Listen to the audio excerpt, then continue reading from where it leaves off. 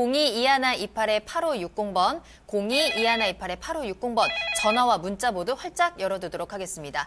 자, 이래서 정부의 정책이라든지 부동산 시장의 흐름을 정확하게 해석하는 것이 굉장히 중요할 것 같습니다. 앞으로도 저희 부동산 시그널과 함께 하시면서 저희가 드리는 시그널을 정확하게 좀 파악해 보시길 바라겠습니다. 자, 유재성 대표님과 함께하는 고민 상담 두 번째 사연으로 이어가 보겠습니다. 이번에도 문자로 보내주신 사연 확인합니다. 끝번호 8544번으로 보내주셨는데요. 저는 3기 신도시로 지정된 지역에서 농사를 짓고 있습니다. 일반적으로 토지 보상의 경우에는 시세가 아닌 공시지가로 보상금이 결정된다고 하는데요. 걱정이 많습니다. 대략 어느 정도의 보상을 받게 될까요? 라는 궁금증을 보내주셨습니다.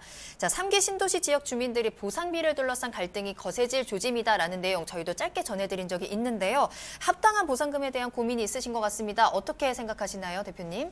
네, 뭐 많은 이제 또 이렇게 내가 살고 있는 곳이 이제 바뀌는 것이 좋은 것도 있지만 또 때로는 이제 떠나야 된다든지 아니면 내가 생업으로 이렇게 지금 우리 시청자님처럼 농사를 짓고 있었는데 이 농토가 다 없어지면 도대체 나는 어떻게 해야 되나 이제 이런 고민들 많으실 텐데요. 뭐 그 안에서도 이제 가장 큰 고민들은 이제 보상금 결정에 대한 문제들이 있을 것 같습니다. 뭐 그것이 장기간 이루어지는데 제가 좀 간단하게 좀 설명을 드리면은요. 지금 이제 3기 신도시 같은 경우가 작년 지금 제가 이제 기억하기로 작년 12월 19일 날 발표가 났죠.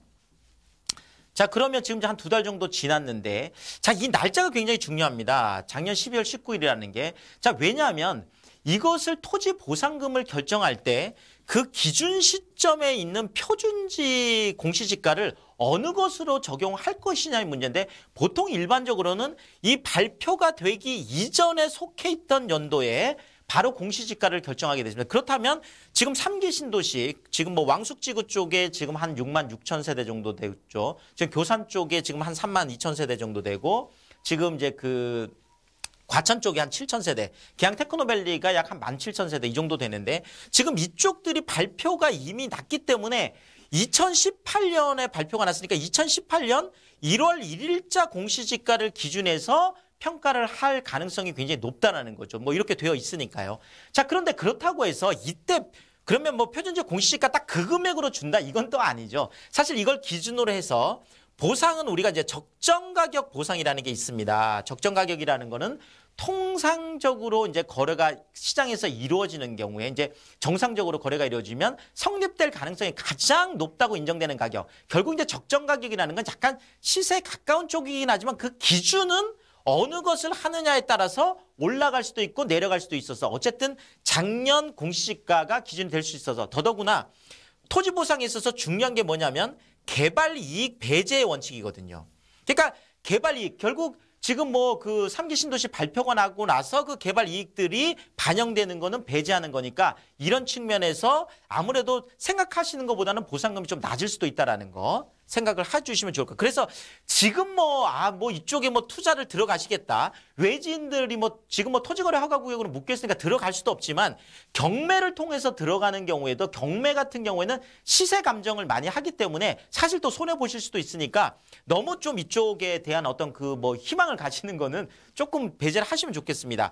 자, 일단 직접 지금 농사를 짓고 계시니까 직접 보상에 들어가겠죠. 그래서 토지 보상이나 이제 주택 같은 경우를 본다라고 하면 직접 보상을 받으실 수 있겠죠. 그래도 다음에 또 있는 것들이 지금 만약에 주택을 거주하고 계신다 그러면 이주자 택지라고 해서 이제 이택이라는 걸 받게 되고요.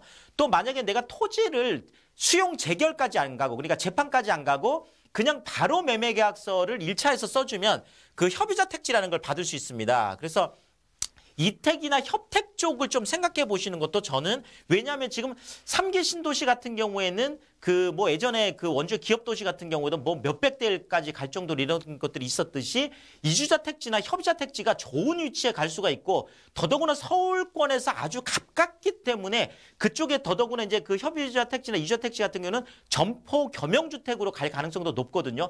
이런 측면에서 본다면 이택이나 협택 쪽으로 하는 것도 굉장히 좋겠다. 이렇게 말씀을 한번 드리겠습니다.